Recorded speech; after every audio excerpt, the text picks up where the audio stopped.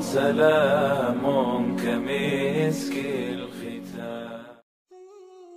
پدر جان تیمم چیست؟ به نام خداوندی بخشنده و مهربان. پسر جانم، تیمم این پاکیزه شوی با واسطه خاک یا چیزهای به خاک مانند می باشد. الله سبحانه و تعالی می فرماید اگر آب را نیابید پس قصد خاکی پاک یعنی با خاک تیمم کنید و از آن خاک بر روی و دستانتان مسح کشید. سوره مائده آیه 6. پدر جان فرض تیمم چطور خواهد؟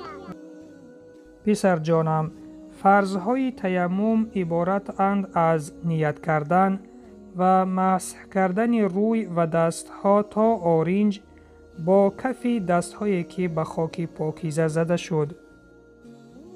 پدر جان، در کدام حالت تیمم را به جا می آوریم؟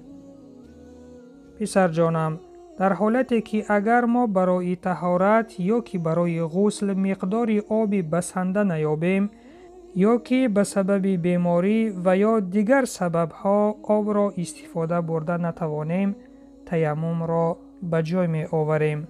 یعنی تیمم جای عوض کننده غسل و طهارت می باشد.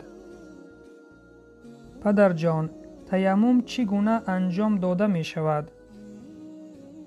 پسر جانم، اول کلمه اعوذ بالله و بسم الله را به زبان می آریم. دوم نیت کرده معین باید کرد که تیمم به جای طهارت یا غسل انجام داده می شود.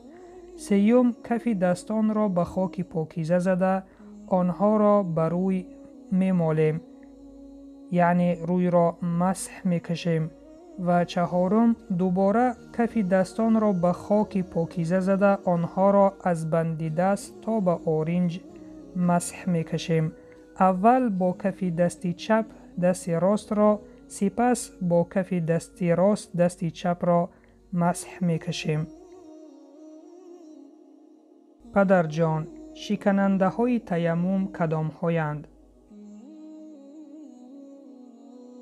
پسر جانم، اول این که آن چیزی که طهارت و غسل را می شکند این چنین تیمم را می شکند و دوم این که اگر آب پیدا شود یا اگر بیمار صحت شود این چنین تیمم را می شکند و به او لازم است که غسل یا طهارت گرفته عبادتهایش را انجام بدهد.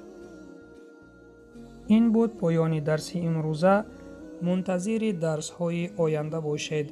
نوا را به یار و دوستانتان بفرستید تا کمی باشد هم از دین خود آگاه شوند و فراموش نکنید که چقدری که آنها این نوا را تماشا کرده ثواب میگیرند ان شاء الله به شما هم این قدر ثواب نوشته می شود.